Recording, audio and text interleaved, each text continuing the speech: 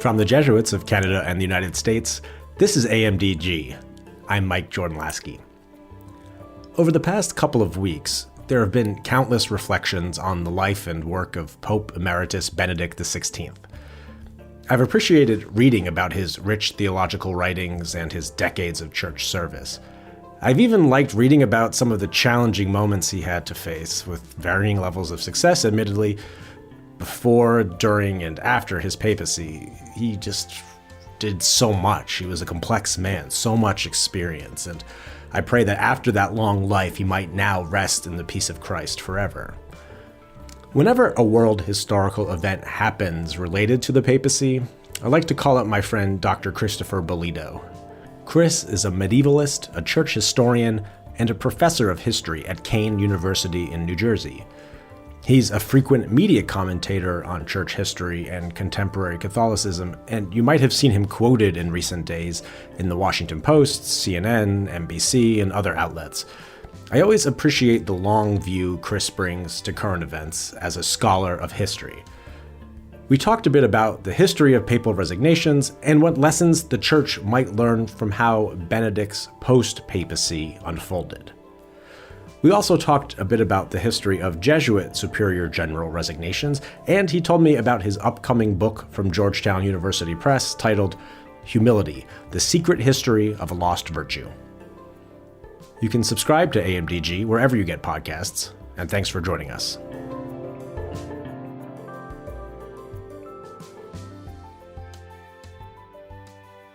Well, Dr. Christopher Bellitto, welcome to AMDG. Thanks so much for taking the time. How are you? I'm doing well. Thanks for having me back. Yeah, no, absolutely. It's nice to connect with you again. In between your many interviews, I've seen you all over the place talking about Pope Benedict and the history of the papacy and Pope Francis and all kinds of things, writing, talking, doing all that stuff. So I appreciate your making time for the Jesuits.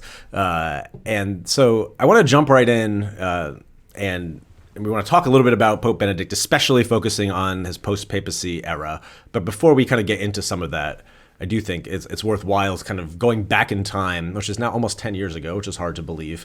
And you and I actually met for the first time. I don't know if you remember this, at a conference in Washington, like the day in a snowstorm. In the snowstorm, like the day after he announced he was going to resign. I mean, right then everyone was like kind of reeling. It was a good place to be when that announcement came out because you're surrounded. Cardinal Sean O'Malley was there. A lot of people were at this meeting, and that's where we met for the first time. And so that was pretty wild.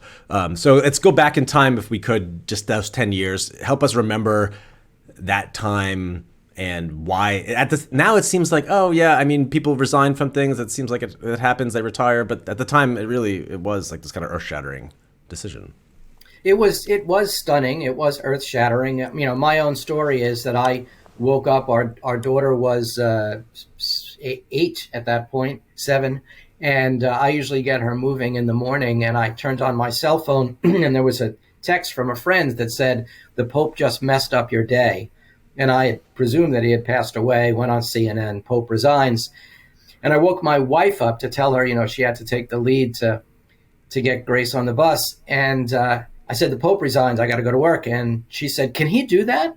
And that was basically answering that question was the next 10 days of my life. So everybody ran back to Celestine V, who was the Pope hermit for 6 months, who resigned in 1294. He's the most famous Pope who resigned because Dante, who was no fan of his, called his action the Great Refusal, Il Gran Rifiuto, and in his Divine Comedy places Celestine at kind of the threshold of hell, at the spot reserved for people who did nothing good or bad in their lives. They were just nobodies.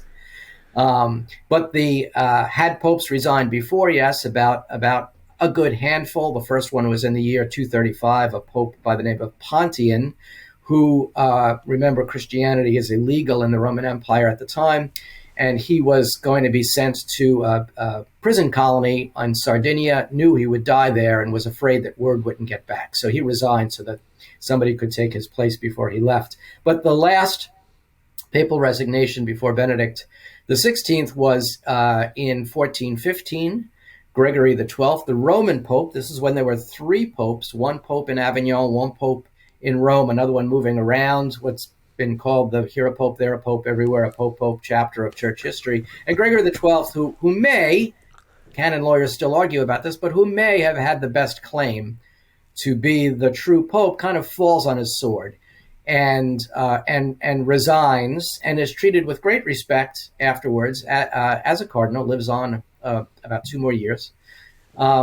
And so that was the answer. Could a pope resign? Now the paperwork, the canon law, is very odd. It says that a pope may resign as long as he does so freely, and that resignation need not be accepted by anyone. Now nobody really knows what that means, and now that we've had, Benedict was a Pope Emeritus longer than he was a Pope. So obviously the next logical thing, and we can get into this later, is, what are the protocols? What have we learned from this period to make a post-papacy better next time? Sure. So, yeah, I mean, I remember at the time, too, there was a lot of thinking about, like, what was there some kind of conspiracy about why this is happening? It did seem like he was just kind of beaten down by a lot of the dysfunction, betrayals, like running that. I mean, he was the theologian, academic, right? He had been a long life in service and kind of bureaucratic leadership, but it just seemed like he was worn down by that. And so I don't know. There's that, for me, it was the word that keeps coming up now is a sense of humility, is that when you have kind of this power and then you voluntarily give it up despite the circumstance, whatever the circumstances, that there's something there that's worth learning from. Well, if you read the letter that Celestine wrote in 1294 after 6 months as Pope, if you read that letter and then you read the resignation statement of Benedict XIII, they're very much in sync. They basically say, I realize I can't do this job anymore, and for the good of the church, I'm going to step down. I mean, my first thought was your thought, right? Humility is still a virtue.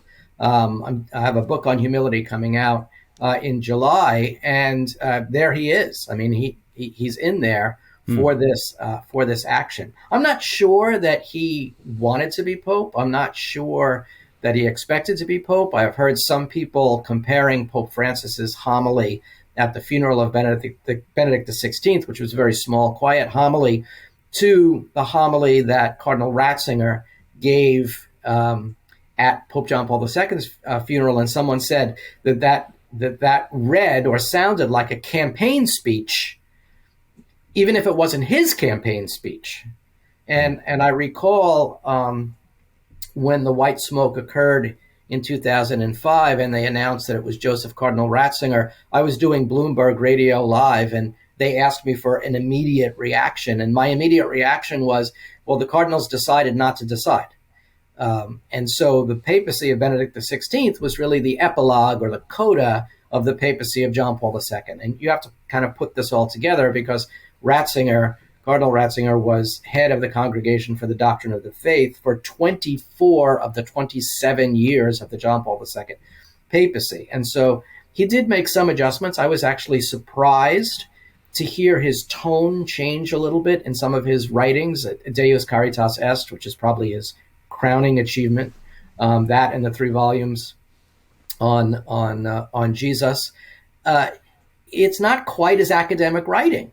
It's not quite as kind of chunka, the systematics that make people hate academic writing. And so I think to that degree he grew into the role, but he was very uncomfortable, I think, as Pope. He was the right man for the wrong time. So after the Council of Trent in the 16th century and up until the modern times, you had these kind of popes who presided, and he was a scholar pope. He was a professor pope. In fact, he reminded me more of Benedict XIV, a cardinal by the name of Lambertini, who was the expert on canonization, and we still follow many of the rules and methodologies that he laid down in the 1700s when deciding on saints. And just, I mean, thinking of this time and, being on the radio and then, flash forward the 8 years and those decisions and then being asked, like, can this happen? Being so surprised. But then, I remember, I think learning from you was that I learned that there had been kind of 3 popes at once, right? I didn't know that. My church history is slim, like a lot of Catholics, I guess.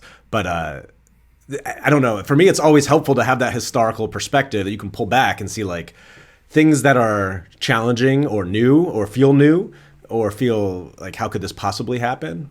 We've done things have happened in the church that are wilder. Can you imagine if there were actually three? I mean, there's all the talk of like schism now, right? Like, oh, we're gonna have this schismatic church. Like maybe, but like there's been crazier stuff. There's been a lot of crazier stuff. And it's a lot of the whole notion that there are two popes, that there were two popes, is utter nonsense. And I really put that at the feet of the proponents of Benedict, who, couldn't get over the fact that the pope that they love resigned. And reportedly, Austin Ivory, in his kind of second biography of Pope Francis, Wounded Shepherd, reports that Benedict had no time and was very abrupt and curt and shut off criticism of Francis from people who wanted to say that privately. I think the problem was the people around Benedict who, as you get older, people love you, and the people who love you are supposed to protect you. And there were some moments where Benedict promised to go away, to hide, to be silent, and he did not live up to that promise. Now, I think if he's giving interviews and he's publishing and he's writing, then that's really his fault. But then you get this really weird letter that came out in April of 2019. So if you remember, in February, maybe it was March of 2019, Francis had a summit on where do we stand right now on fighting the clergy sex abuse scandal. And the key next question is, how do we go about punishing not only the pedophile criminals, but the bishops who moved them around? And so there were statements that came out and everyone said, okay, this is really good. This is like, where we are 20 years into it. And then a letter came out purportedly under his hand that undercut all of those assumptions and went back to, this is a problem of gay priests, and this is the 1960s. But if you read that letter, it did not sound like the pen of Joseph Ratzinger. I think it was the cobbled together musings of a great man of diminishing capacity by people around him. Now, his second in command, Archbishop Ganswein, insisted that Benedict wrote that letter. I'm not so sure. So I think that can lead us maybe into kind of reflecting on this period. As you said, longer than his papacy, the time after he had resigned, close to 10 years, not quite the 10-year mark. And knowing, too, that people are getting older. And apparently there's word that Pope Francis, if he's not immediately planning to resign, but like has made some preparations in case it ever comes to that. And I'm sure thought about it. As people get older and don't have the capacity they might have had as younger people, you could see this happening again, that there's been this precedent reestablished and that this could happen again. So I think a good question for us to think about is, well, how did this go in general, this post-papacy, the emeritus papacy period? And then what could we learn as a church community? Not like any of us will necessarily be making this decision for ourselves, but what might be some things we'd want to look for? I think it's even interesting to think about in leadership. How do you have succession? And then how, if you have kind of someone who had been that role, become an emeritus role, what that looks like in a way that is not confusing, that helps build up communion in the church. So I'm interested in your reflections as a historian and as kind of someone watching current events unfold. Your take on this era, some things we learned, and things we might want to do differently next time. Well, to be blunt, the question, how do we do the next post-papacy? The answer is not like the one we just had. But we only had it. The last one was 600 years ago. So I think we can forgive Benedict some of his decisions. Some of them were bizarre. I mean, when asked why he continued to wear white, he said there were no other clothes available in my size in the Vatican. I just don't know how to respond to that statement. He came up with the title Pope Emeritus, which makes a lot of sense from a professor, right? So when a woman or a man retires after a long career, they're Professor Emerita or Emeritus. Kind of makes sense. Probably better to call him Bishop of Rome Emeritus, because we have plenty of examples of a Bishop Emeritus. A man turns 75 or before or after based on his health and stays in the diocese.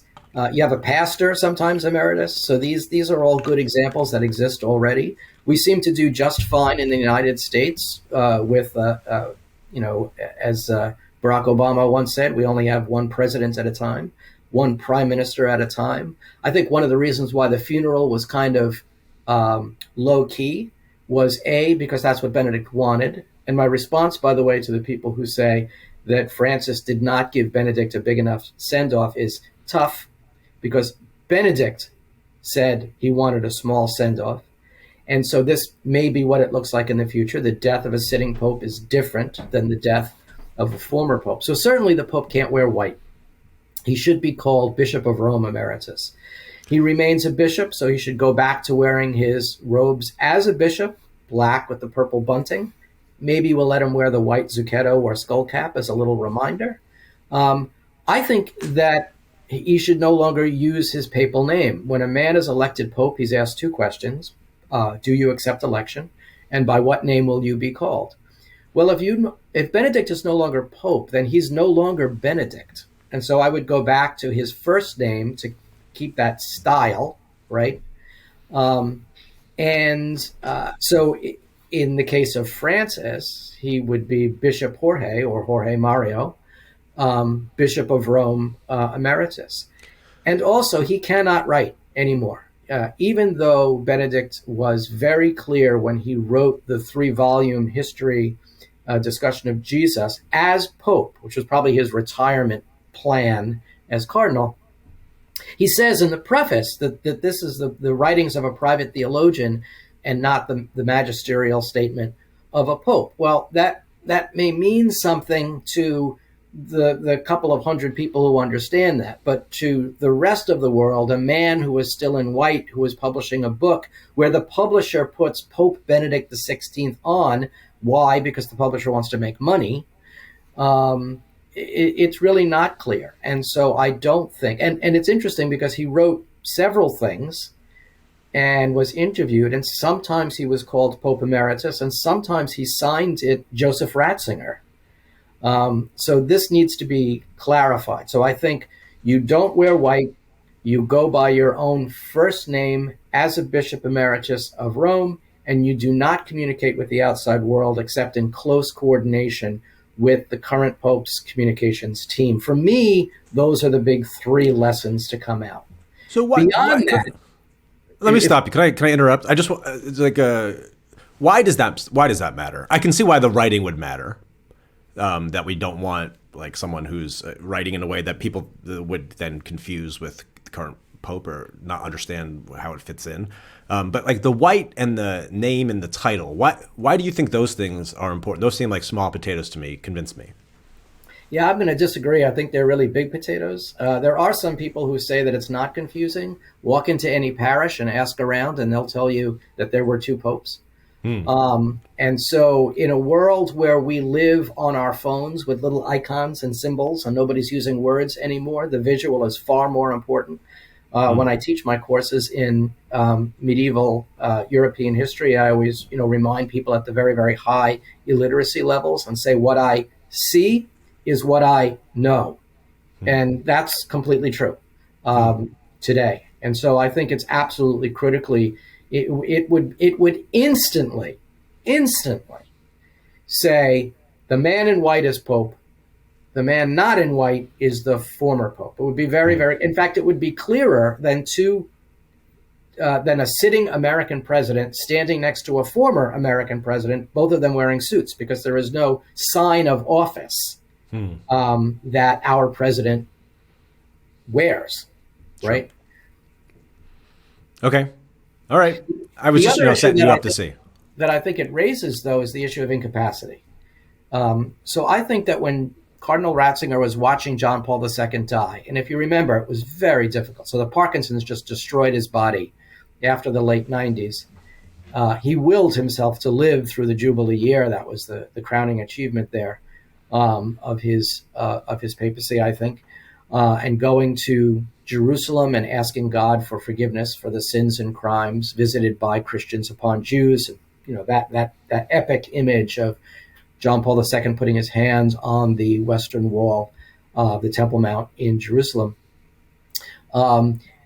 And then from January to April of 2005, he was back and forth to the hospital several times. And in fact, the last week of his death, we saw him on Easter Sunday, and then he died Saturday, so 6 days later.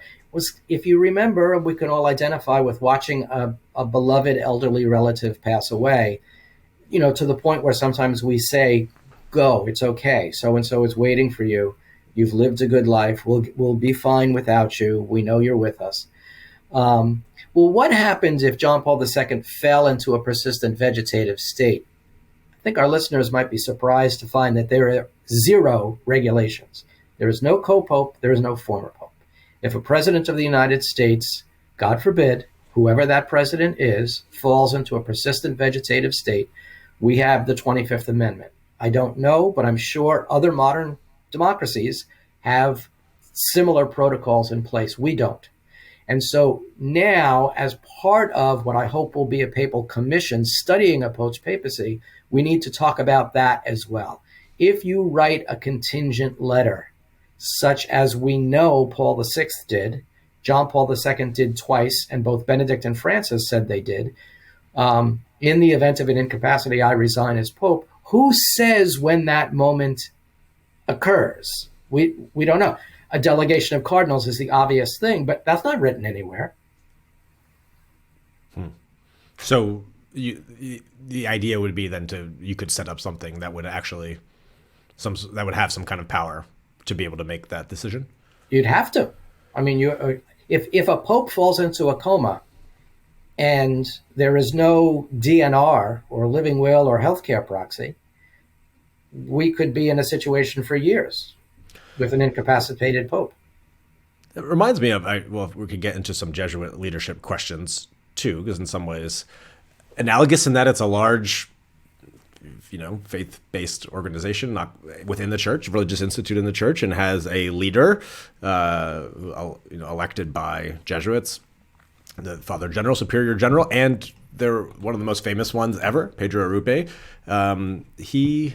He suffered a stroke and was largely incapacitated in the early 1980s, and then they had to again decide what they were going to do. And I don't know if you know any of that story or could share any details there, but that was one case in which he, I guess, was not, I wouldn't say in a vegetative state, but had lost a lot of his language and obviously couldn't really lead the same way. And so he did resign, but the first ever Jesuit Superior General to resign, but it was a couple of years after. Is that right? Yeah, well, what's interesting is that he was thinking of resigning even before the stroke. So the American Jesuit from New Jersey, let me say, Vincent O'Keefe, who was basically the second in command, have related a story in an oral history years later that in 1980, Father Arrupe and John Paul II was very distrustful of the Jesuits, and particularly of Pedro Arrupe, squeezed in. I mean, Father Arrupe couldn't even get an audience with John Paul II, and he had written a memo in which he said, and finally they had a 13-minute meeting, as Father O'Keefe relates, that he was thinking of resigning. This would have been 1980. And John Paul II said, well, where do I fit in here? What if I say no? And Father O'Keefe reports that Father Arrupe said, well, you're the superior. If you say I can't resign, then I can't resign. And they wanted to kind of keep talking about this, and this progressed. But then in May of 1981, John Paul II survived an assassination attempt in August of 1981. While John Paul II was still recuperating, Father Arrupe had this debilitating stroke. So that conversation kind of went moot. And I don't know, I would have to look this up as to whether Father Arrupe was the first Father General to resign. He was. I think he was. But then what he did was kind of open the door, because Father Adolfo Nicolas, 2 generals ago, retired. So did Father Kolvenbach. In between was Peter Hans Kolvenbach, so that Kolvenbach eventually succeeded Arrupe. He resigned. And so what I'm thinking of is the statement that Francis made. I'm wondering if Francis, ever the Jesuit, right, the 3 things you need to know about Francis: he's a Jesuit, he's a Jesuit, and he's a Jesuit, despite his strange relationship at times in his history with the community. Maybe he had this model in mind, but what he said in an interview was that Benedict's resignation. Now, remember this traditional conservative, right? Man of the old Renaissance monarch, Benedict. If he resigns, like Nixon going to China, right? He immediately legitimates the action. He makes it, credible immediately, right? And so Francis used the word institution, that Benedict has now made this an institution. And that's why I hope that he's going to have a committee now to discuss this, because you can't have an institution without rules and procedures. And he says the door is open and other people may follow. And he said, Francis has basically said, I'm going to do this job as long as I can, but when I can't, there's nothing to stop me from resigning. Now, my own thinking, and I'm an historian, not a prophet, was that he would not resign when Benedict XVI was still alive. And the Synod on Synods is his big achievement. It's the culminating event, I think, of his papacy. That was originally for October 2023, now October 2024. So I'm thinking that he might resign early in 2025. So you've been going on a lot of different TV shows, radio, writing things. I'm just curious if there are any other kind of themes that have come up for you and things you've been asked that are that you have been sharing that you think are worth our listeners hearing. Well, I think this notion that is kind of the day after story, the day after the funeral story, right, is the idea that Francis is now going to somehow be unbound because Benedict is no longer alive, I think is utter nonsense. No matter how important the publication is that puts out reporting on this, Francis has already shown that he has no problem firing people who don't agree with his vision. We think of Cardinal Raymond Burke, the American. We think of Cardinal Pell. We think of Archbishop Vigano, the nuncio to the United States. He's also has no problem knocking people out that he's put in place, like his vicar for the Diocese of Rome, like his good friend who's totally on board with his vision, Cardinal Tagle from the Philippines, who was in charge of Caritas International. And a few months ago, Francis responded to many complaints about poor management at the top by decapitating Caritas International. So he's not afraid to knock out the people who work with him or work against him. I simply think that is a story that's being perpetuated by people who don't like Francis. And they're going to say, oh, now look what he's doing. Well, look what he's been doing. He wasn't held back in any way. My concern are the people who may have been curtailed by Benedict's loyalty to Francis personally, and who, very ironically, we have this group of people who in the papacy of John Paul II and Benedict XVI basically said that if the Pope sneezes, you have to agree with him. And then, and if you don't, you need to shut up.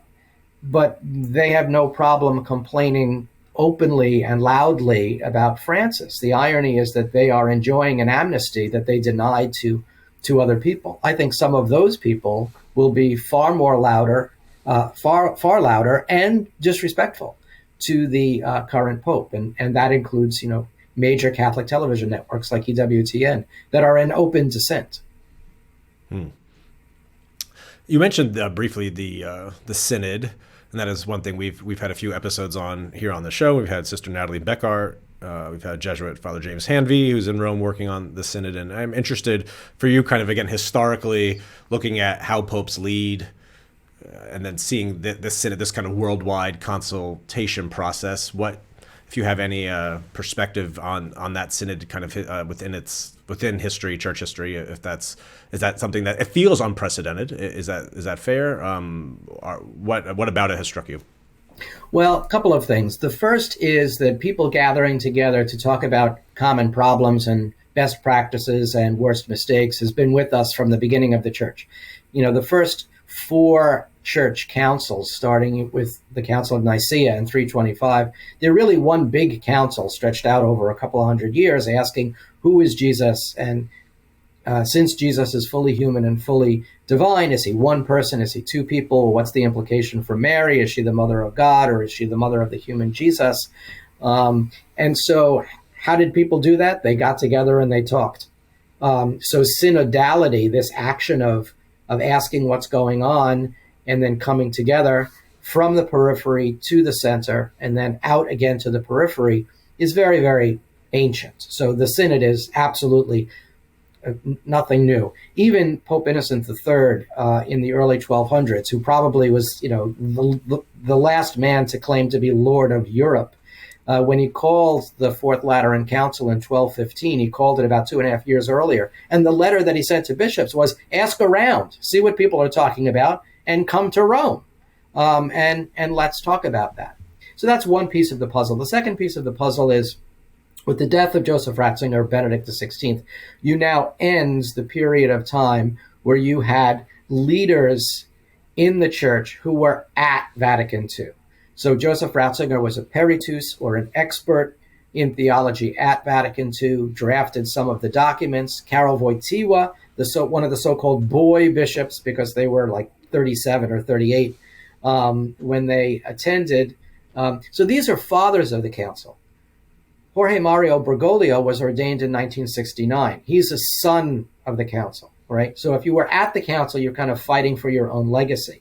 When you receive the council, you're trying to say, well, where are we going next? And church history tells us that it takes half a century for the church to figure out what a council is, right? So to use caricatures, it's the experimental stage in the 1970s after Vatican II. Vatican II runs 62 to 65. The blowback in the 80s and 90s under John Paul II continued a bit in the papacy of Benedict XVI. Now we're at the 60-year mark, 2022, 60 years since the beginning of Vatican II. The natural synthesis, this is Hegel, right? Thesis, antithesis, synthesis. And I think that this worldwide consultation, perhaps the largest worldwide consultation in history, is the natural thing we should be doing now to ask about where do we stand with the mission statement, if I could use that phrase, of Vatican II.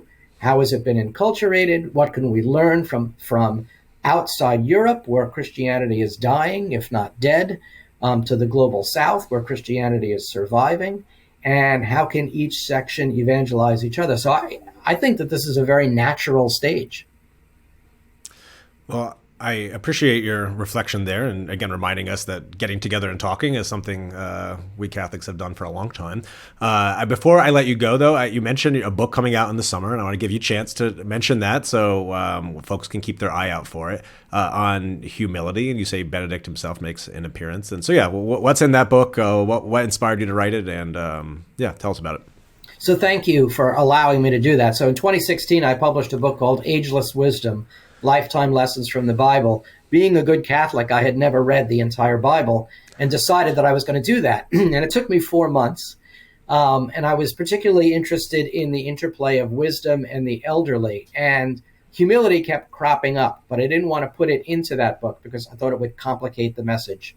And so I began in 2015 and 16 taking notes on humility. And so what this book is, the title will be Humility, the Secret History of a Lost Virtue, put out by Georgetown University Press in June or July of 2023, is really a history of humility. It begins in the ancient world, where we see dueling notions of humility. One is humiliation.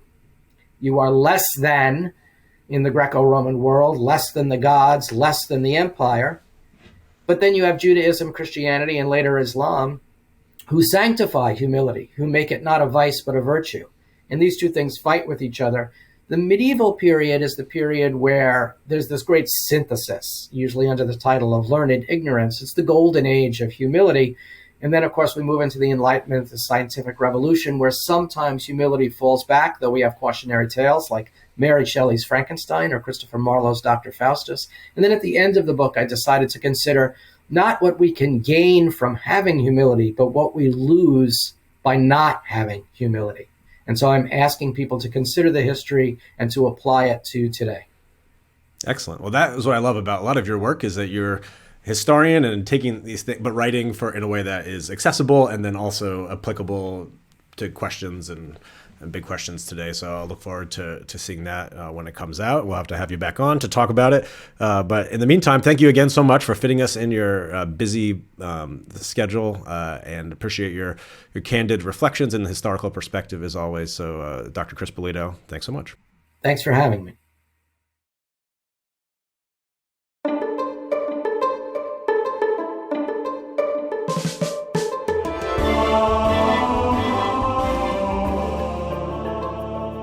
AMDG is a production of the Jesuit Conference of Canada and the United States, and when we're not working from home, the show is recorded at our headquarters in Washington, D.C.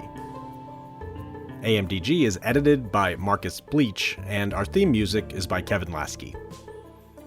The Jesuit Conference communications team is Marcus Bleach, Eric Clayton, Megan Leach, Becky Sindelar, and me. Connect with the Jesuits online at jesuits.org. On Twitter at Jesuit News, Instagram at We Are the Jesuits, and Facebook.com/Jesuits. Sign up for weekly email reflections by visiting jesuits.org/weekly. If you or someone you know might be called to discern a vocation to the Jesuits, connect with the Jesuit vocation promoter at beajesuit.org. Drop us an email with questions or comments at media@jesuits.org. You can subscribe to the show on iTunes, Spotify, or wherever you listen to podcasts. And as St. Ignatius of Loyola may or may not have said, go and set the world on fire.